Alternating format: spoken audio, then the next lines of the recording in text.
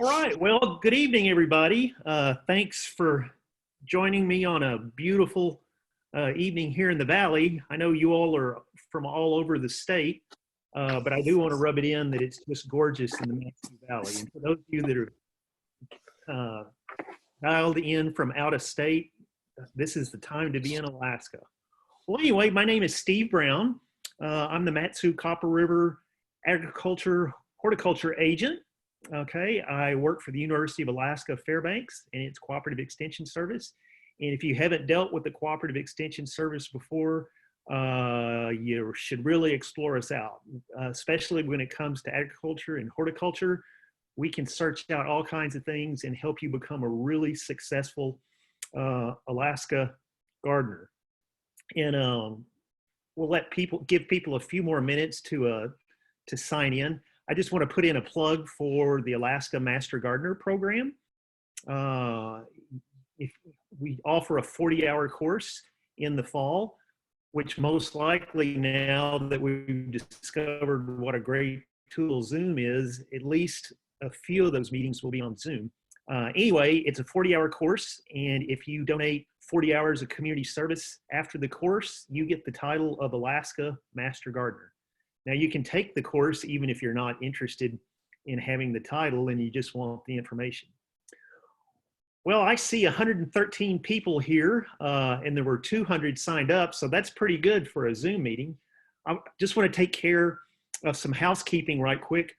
First, be sure to set your Zoom to mute your video so that we don't hear your phone ring or your dog bark or things like that. Second, you should know that we're recording this session, and that recording will be available a few hours after this is over, and then tomorrow or the next day, we will post it to our Matsu Cooperative Extension YouTube channel. You can also email me and request the link straight from Zoom to get the video. And finally, I would recommend that you get something to write with. At the very end, I'm going to have contact information of how you can reach me. I'll tell you this again at the end of the presentation. Right now, we're all working from home. And if you call my office number, it gets forwarded to my cell number, which is great. But the problem is, if you don't leave your return call number, I get my number at the office. And so I've had dozens and dozens of people call me and say, I've got this question, can you help me out? And I'm not able to return the call. So I guess the bottom line is, don't hesitate to call me over and over if you need to get through. During the day, a lot of times I'm on the phone with a lot of people working out stuff. If there's a silver lining to this virus bit, it's everybody and their brother wants to learn how to be a gardener now. So, well, let's get started. This is the greenhouse design and management presentation. Normally, this is about a 2.5-hour presentation, but we've learned that about the maximum amount of Zoom meeting time that people can take is about 45 minutes. So I'll try to keep this to 45 minutes. Again, if you have questions, I'll have my email and my phone contact at the very end of the presentation.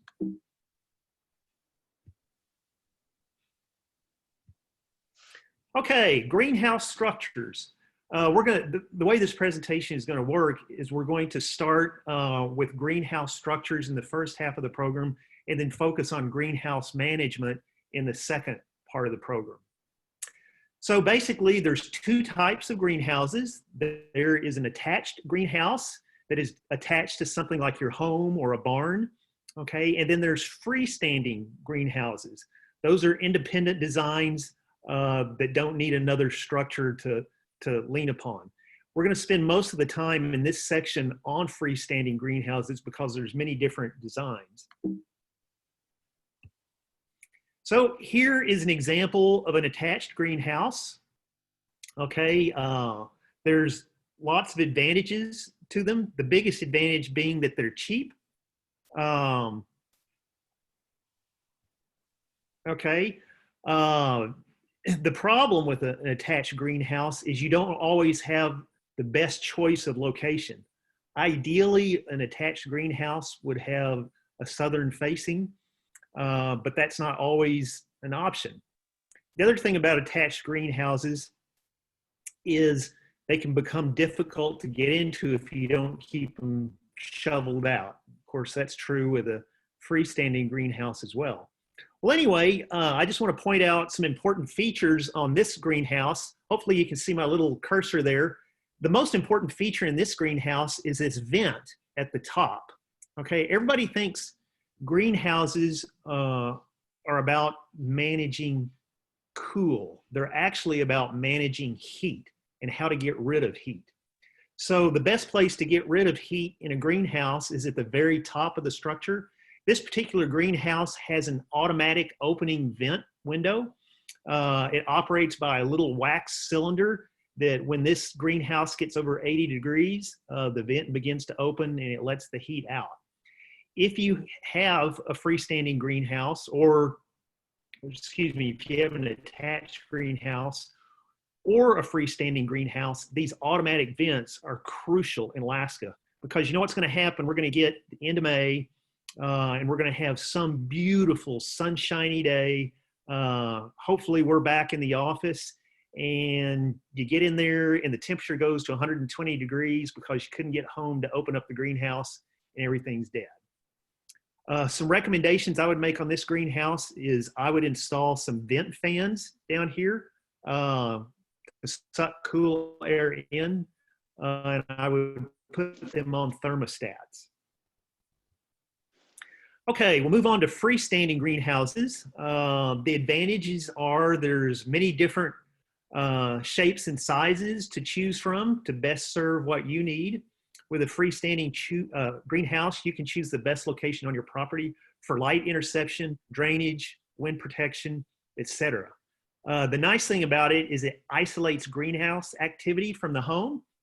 So let's say you've got an aphid problem in your greenhouse and you decide to release a bunch of ladybugs in there. With an attached greenhouse, sometimes those ladybugs can find their way into your house. Also, there could be the use of chemicals and things like that in a greenhouse that you don't want next to yours. And freestanding greenhouses, generally speaking, can be easy to expand. The disadvantages of a freestanding greenhouse is access can be more difficult, especially in the winter due to drifting and blowing snow. It requires separate utilities. If you had an attached greenhouse, you can run water and electricity and maybe even heat from your own house. With a freestanding greenhouse, you can't do that. And you'll hear me say this again a little bit later on in the presentation. If you're going to build a freestanding greenhouse, make sure you run utilities to it, like electricity, water, and heat. And the reason I advise that is greenhouses without utilities over time become junk storage units, okay? They stop being greenhouses, and that's where you put the lawnmower and the water hose and all the other stuff that you didn't know what to do with. Another disadvantage is they have higher heating costs if you choose to heat them. And finally, they have higher initial construction costs because you're building 4 sides rather than 3. So we'll start with greenhouse styles. I'll show you a picture one. The simplest and most inexpensive one is the hoop house. They're simple to build. You can make them out of bent pipe or PVC. They can be covered with very inexpensive plastic film covering. They can be double or single walled plastic covering. They're very lightweight. Of all the greenhouses I'm going to show you though, if you live in a windy location, a hoop house can be the worst choice because they're so lightweight and relatively fragile, they can be blown apart. If you ever have a chance to go out to the Matanuska Experiment Farm here in Palmer, some of you may remember we used to have a giant hoop house that every year we had to replace the plastic, and finally we just gave up. So that's a traditional hoop house. Another variety of that hoop house is the high tunnel style, okay? This particular high tunnel was built out of a Alaska Industrial Hardware garage kit. And then we simply reinforce the sides along the base. Where you see these hay bales behind there, we have 2x6s reinforcing the base. And then we have T-posts that are hammered on the inside to anchor the high tunnel. We have the ends opened up so that we can bring in rototillers and things like that to work the ground on the inside. In the early season and in the late season, using bales of hay along the edges to insulate the high tunnel or the hoop house can have some real advantages to it. Let me back up there for a second. I think I've got a slide on this elsewhere, but one of the advantages of a hoop house is you can roll up the sides as the summer, if you get more into the summer, so that you can vent heat out. If you build a hoop house, I would highly advise that you get the roll-up types that you can use a cordless drill to roll them up. If you roll them up by hand, you're out there cranking for about 10 minutes on each side. So that's 20 minutes, in theory, possibly twice a day. So that's, 40 minutes of your day is eaten up just rolling up and rolling down the sides. Okay, next style of greenhouse. Let me show you a picture of this. This is the A-frame. This is perhaps one of the simplest and strongest greenhouses you can build. It's really good in heavy snow. It sheds snow well. They're easy to build. Frequently, they're covered with plastic film. You can put another layer of plastic film on the inside to get even better insulation. The downside of them is they have limited width and head space.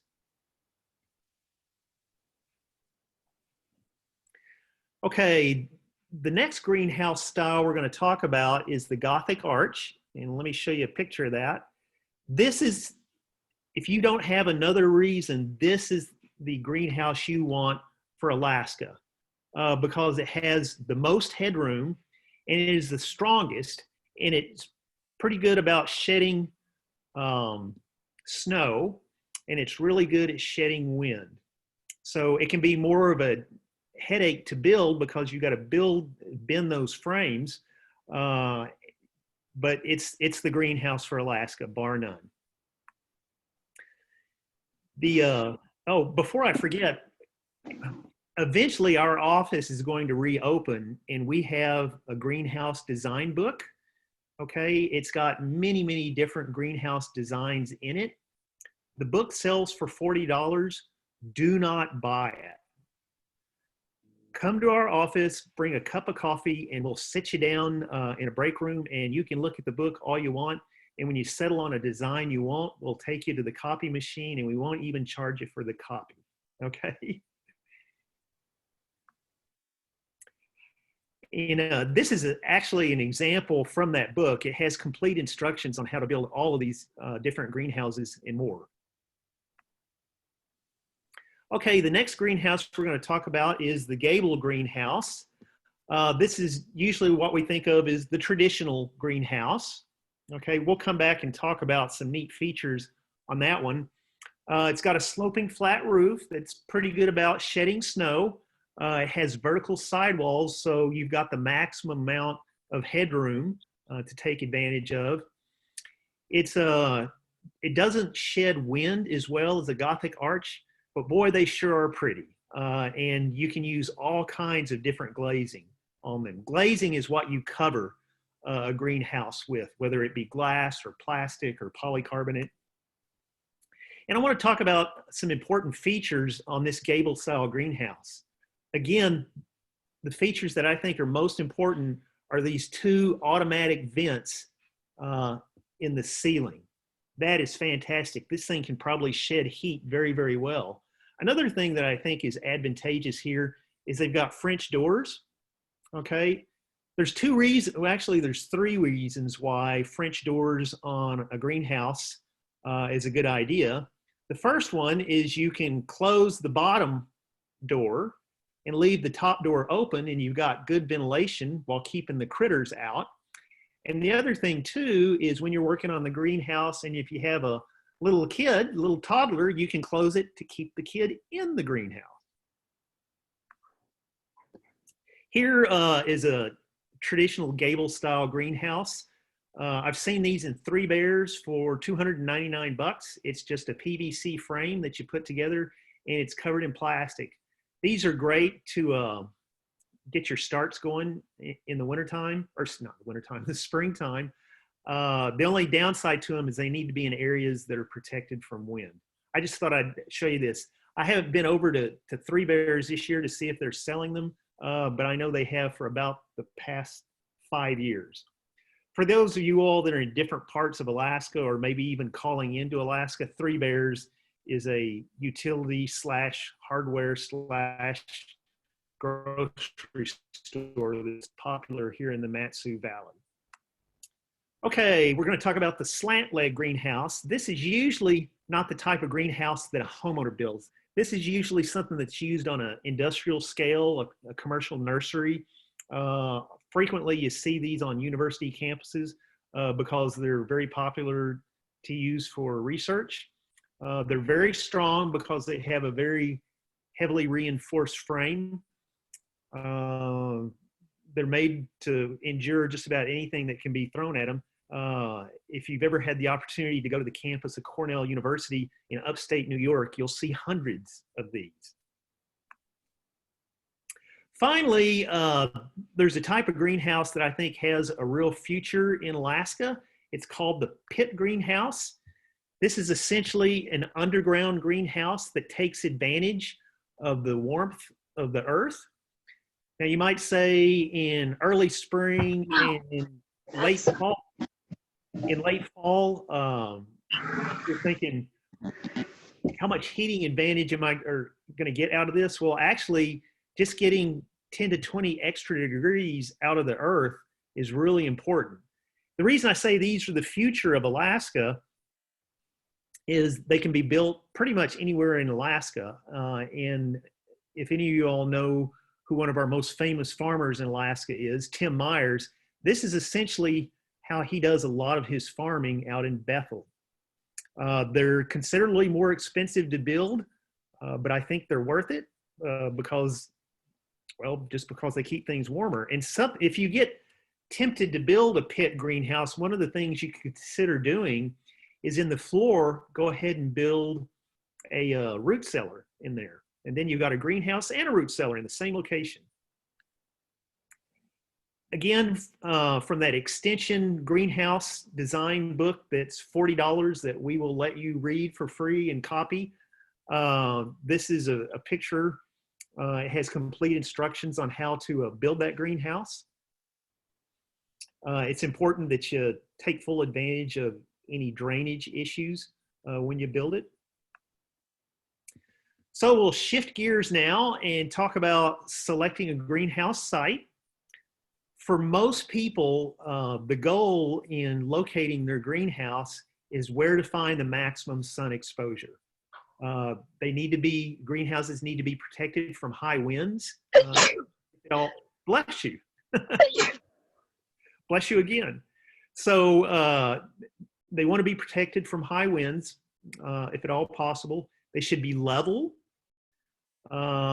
Ideally, they're in well-drained soil. I know some people want to put a cement floor in their greenhouse just because it's easier to clean. That's fine, but a lot of people like to build raised beds in their greenhouse and grow directly into the ground. You want to make sure it's an area that doesn't collect runoff. Right now, when all the snow's melting and the ground is still frozen, this is a good time to go around your yard and say, this would be a good spot to put the greenhouse, or maybe this spot really puddles up in the winter. This wouldn't be a good area. The important thing is how you orient your greenhouse. Ideally, you want your greenhouse oriented in an east-west direction. That way it takes full advantage of the sun rising in the northeast, making that big arc around the sky to the south, and then eventually setting in the northwest. Greenhouse utilities. I said it before at the beginning of the presentation, I'll say it again. If you're going to have a freestanding greenhouse, make sure that you hook it up for water, electricity, and heat. Because if you don't, it's very tempting to start storing all your junk in there, and it loses the functionality as a greenhouse. So one of the things, a tip I want to give on heating, if you decide to use propane to heat your greenhouse, there are propane heaters that are good for that. Just make sure that that propane heater is vented to the outside rather than to the inside of the greenhouse. And the reason for that is if you vent it to the inside, you will have tremendous humidity problems. Aside from keeping the temperature down in the greenhouse, the next biggest problem in greenhouse management is controlling the humidity. Okay, we're going to talk about greenhouse glazing, and glazing is simply the material that you cover the greenhouse with. Okay, there's many different factors to consider when choosing glazing. First is how much light does it transmit? How much light will it transmit over time? Some glazing will turn yellow and transmit less and less light over the years.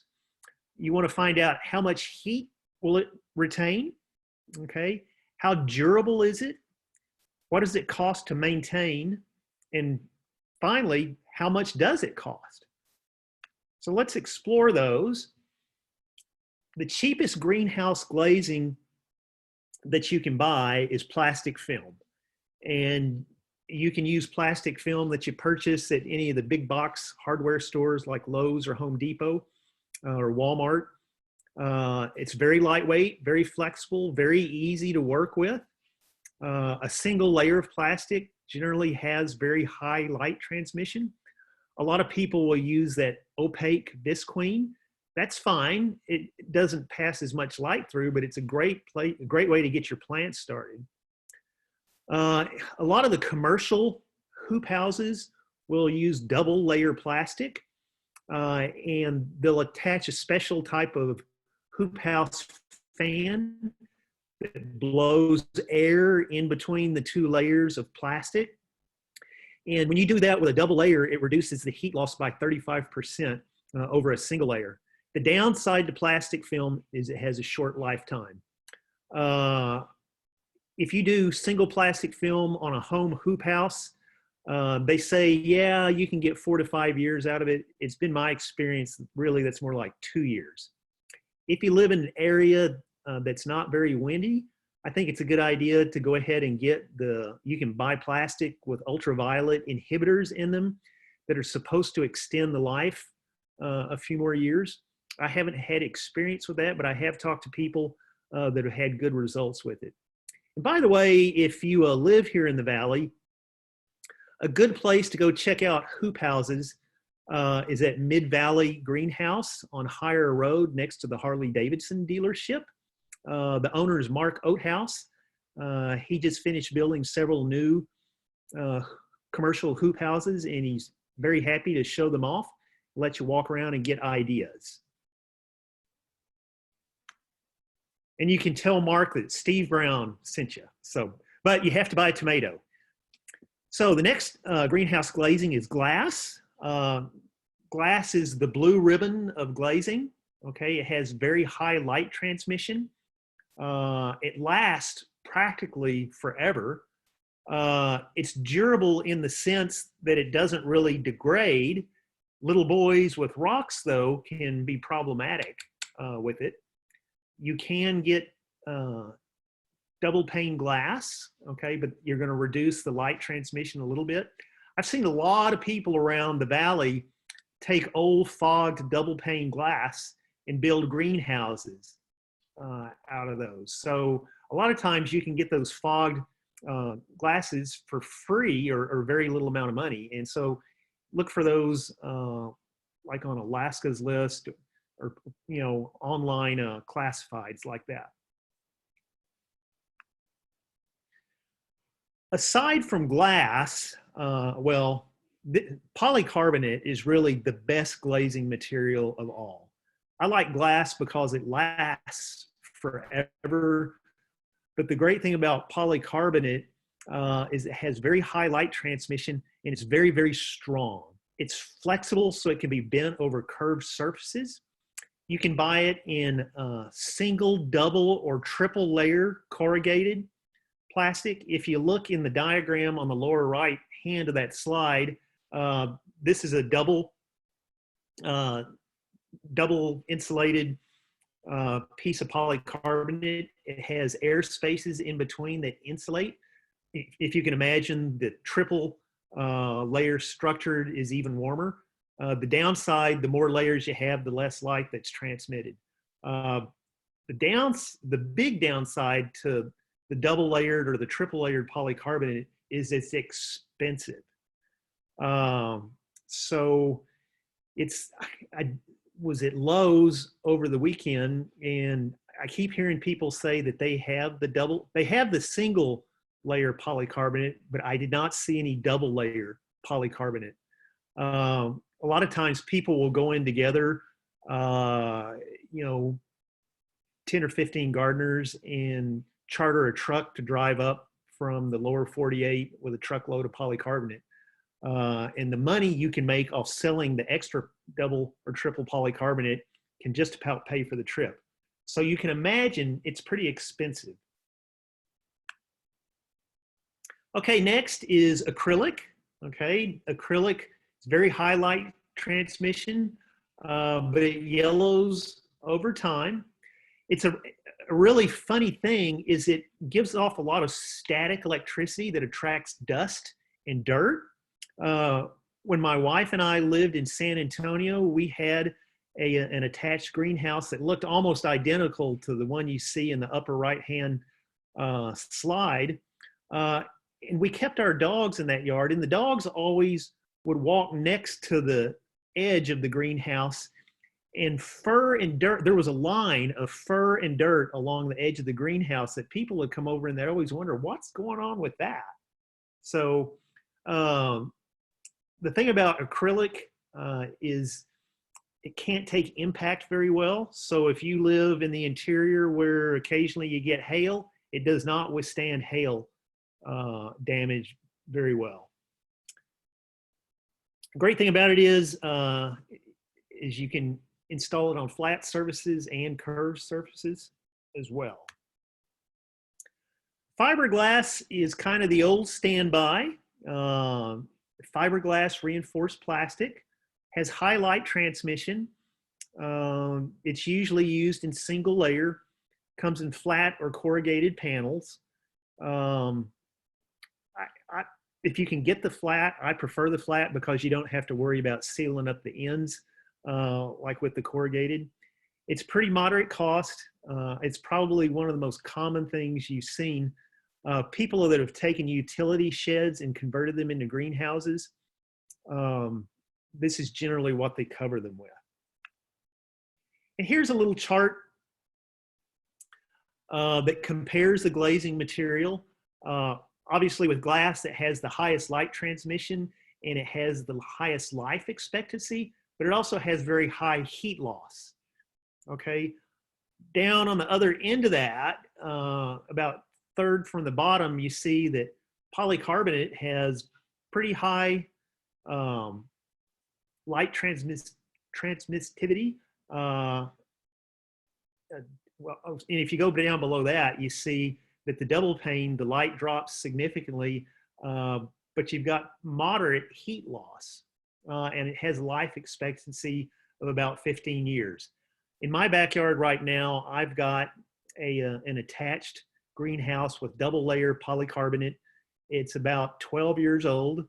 The panels look good. Okay, I don't see why I couldn't get another 10 years out of them. So the 15-year life may be underestimating it a little bit. Okay, some more about light. Light transmission into a greenhouse always decreases over time. Okay, this is due primarily to dirt accumulating. If I was brave, I would take my laptop out the door and show you the dirt that's accumulated on my attached greenhouse, but I'm not that brave because I'm afraid I might lose my Wi-Fi connection.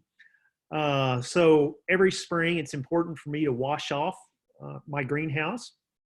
Over time, weathering will occur. This is particularly common with the fiberglass panels. They just wear down and get old. Algae growth can be an issue. In my polycarbonate greenhouse, the ends always algae up in the summer. And really, that's not such a big problem. It just irritates me. Okay.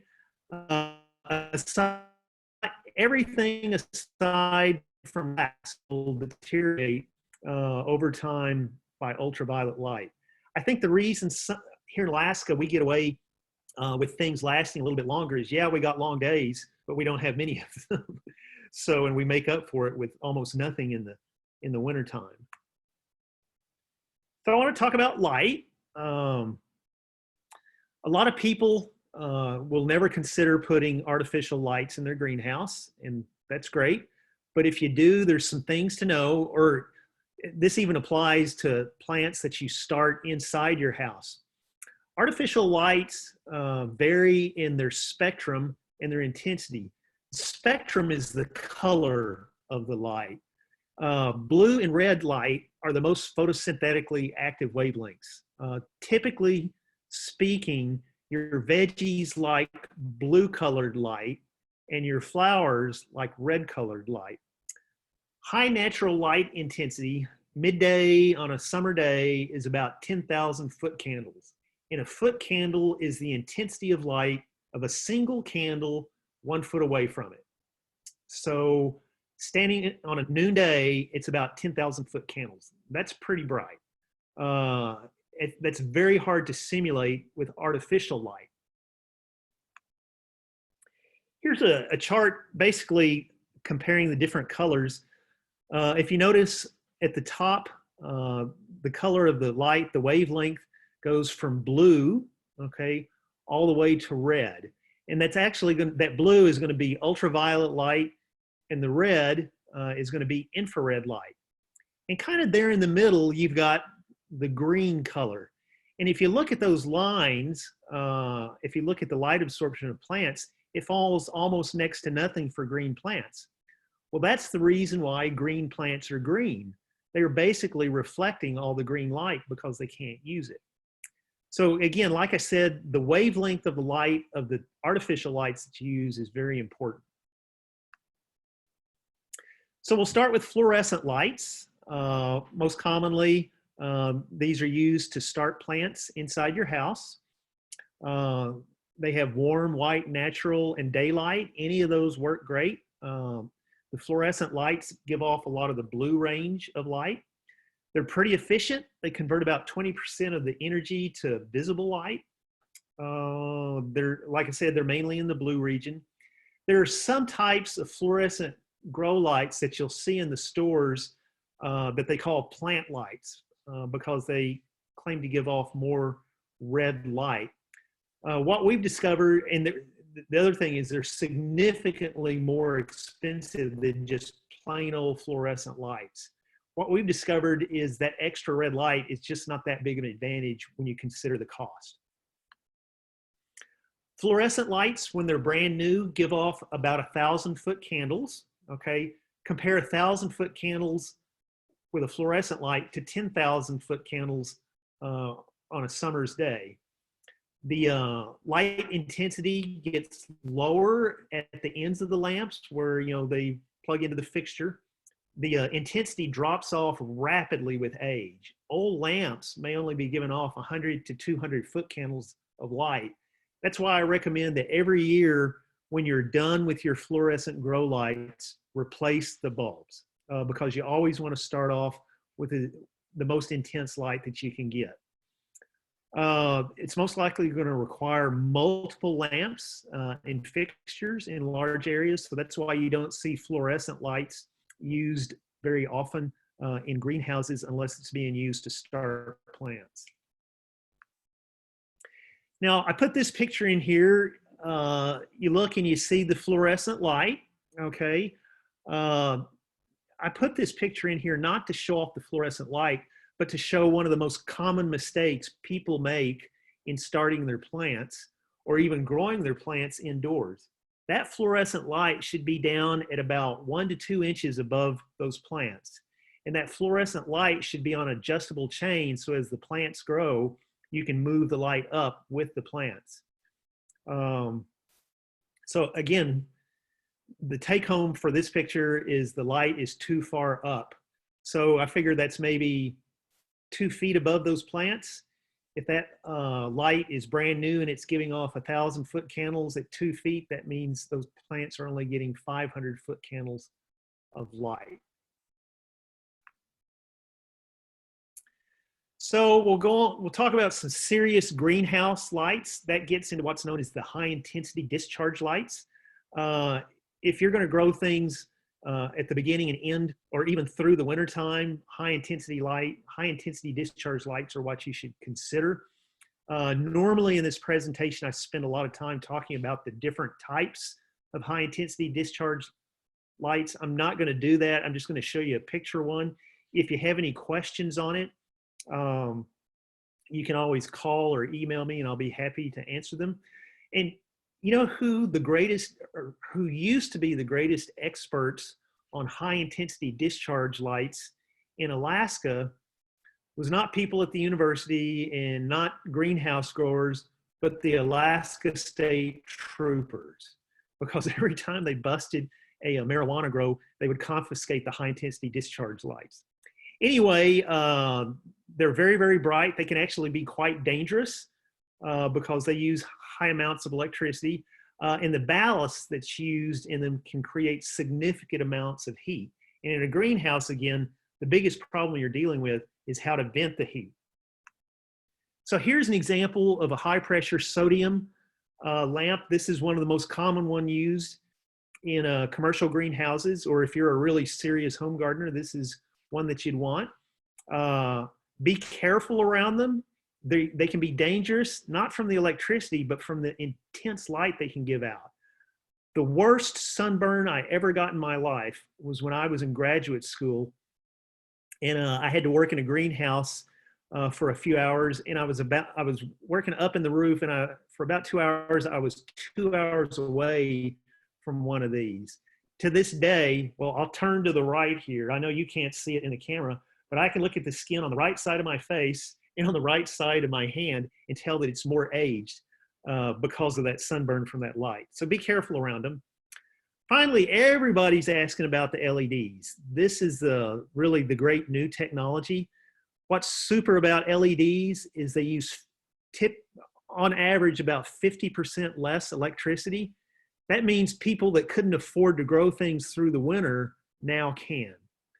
The other thing about LEDs is they give off significantly less heat than high intensity discharge lights. Okay, now if you're growing through the winter, that may not be a plus, but it's something to think about. The downside to LEDs is they're relatively expensive. The way that the LEDs work is referred to as RGB. In that LED element that you see, that little bulb that you see there on the left, it gives off a red spectrum light, a green spectrum light, and a blue spectrum. Why they go green when most plants don't use green, I don't know why. Maybe it's just because it makes it pretty. Well, anyway, these are becoming more and more available. Believe it or not, if you want to learn more about the LED lamps, the best places to go are the stores that supply the cannabis growers. They know the most about the LED lights. If you're ever up at Chena Hot Springs near Fairbanks, stop in to the greenhouse there. They were one of the first greenhouses in Alaska to go LED, and they've had remarkable success with it. And they love to talk about it. Okay, we'll switch gears over to greenhouse watering systems. If you're going to have a greenhouse, you really should strongly consider some kind of automated watering system. Hand watering is very labor intensive, and oftentimes you have to do it once, maybe even twice a day when it gets really warm. There's nothing wrong. Well, a lot of people will probably find watering their greenhouse a very pleasant activity. The problem is, suppose you need to leave town for a week. Okay, if you live out somewhere where you can't hire the neighbor kid to come water your plants, you're going to be in trouble. The good news is, well, before I tell you the good news, let me tell you about overhead sprinklers. If at all possible, you do not want overhead sprinklers in your greenhouse.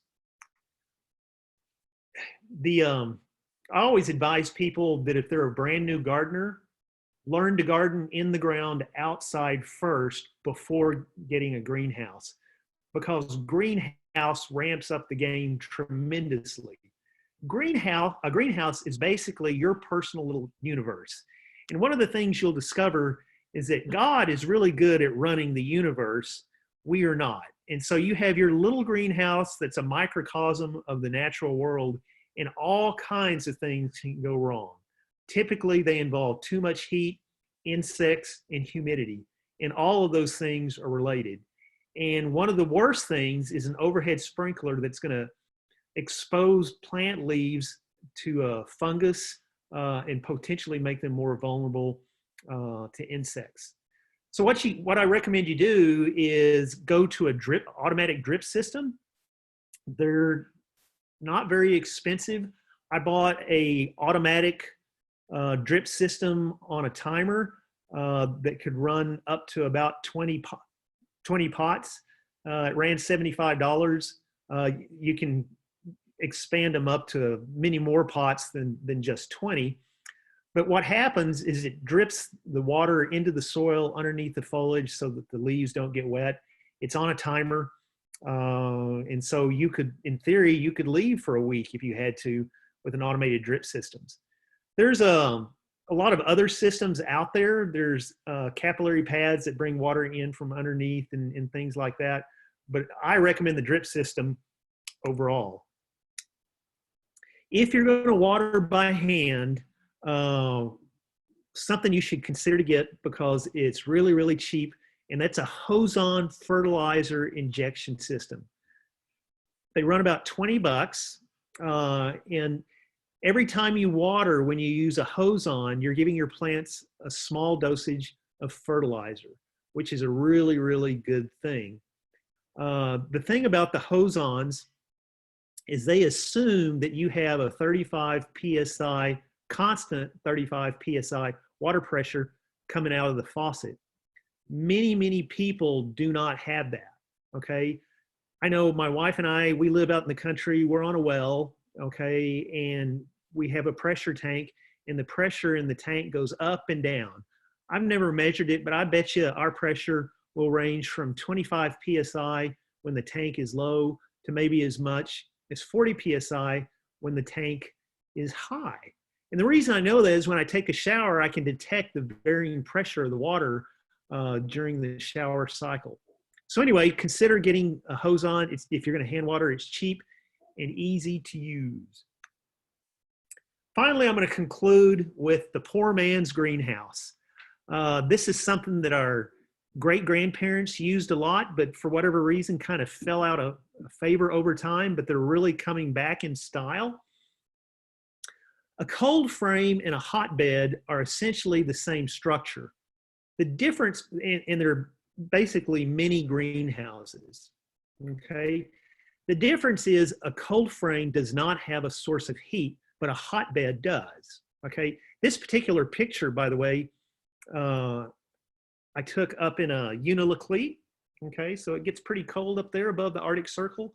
And in this particular picture, the homeowner was having to vent this cold frame on a summer day in Unilaclete. Well, anyway, so if you want to make a hotbed, what do you use for the heat source? Most commonly, you use fresh horse manure. What you do is you dig out the bottom of this cold frame, okay, down about a foot, maybe 1.5 feet, and you put in fresh horse manure, okay, and then you cover it with straw or burlap and close the lid. What happens is that horse manure begins to compost, and one of the byproducts of compost is heat. So you can close this up, and tonight I think here, well, certainly up in Fairbanks, I heard it's going to get around 20 to 25 degrees. A hotbed would do fine in those temperatures. In fact, you'll come out in the morning and you'll see condensation and steam coming off of it. So every couple of days you stir up the horse manure again, and then probably in about 2 weeks, you'll replace it with more horse manure. This is the only time that horse manure, at least Alaskan horse manure, is good to use in your garden. We highly recommend that you don't use horse manure in your garden because weed seeds travel through a horse very well, okay? And they come out the other end of the horse fertilized and ready to go. We do encourage you to use cow manure. And the reason for that is the difference between the cow and the horse is the cow chews its cud in the evening and chews up most of those weed seeds, okay? So save the cow manure for your garden and the horse manure for your hotbed. And I'm looking at my clock and I've got 6:45. And like I said, I don't want to, have death by Zoom. So what I'm going to encourage you to do, here's my contact information. I prefer to receive email if you have questions on this. But if you feel like the question's too complicated, call this is my office number. Until we get back into the office, it will be forwarded to my cell phone. And my cell phone will accept, if I can't get to it because I'm on another call, my voicemail on my cell phone will pick up. But be sure to remember to tell me what your return number is, okay? Because the number that will show up on my cell phone will be my number at work, and that's not going to do me any good to get back a hold of you. And one last tip is when you call me and you leave your phone number, say your phone number at the front of the message so that I don't have to rewind a million times, and please say it slow. Well, listen, at one point I saw about 150 people on here out of 200 that signed up. That's a pretty good show up rate. I appreciate you coming out tonight. And if you have any more questions, give me an email or a call and I'll be happy to answer them. If you call me and you don't get a call back, something happened. The same is true with the email. Right now, because of the crisis, my email traffic has probably about tripled. I think to a large extent, a lot of people have nothing to do, so they're thinking about gardening and they're giving me a shout. So thank you all for coming tonight. Again, this presentation was recorded and we'll make that available on our YouTube channel. If you send me an email too, I can send you a direct link to the Zoom site so you can access it. So thank you and good evening.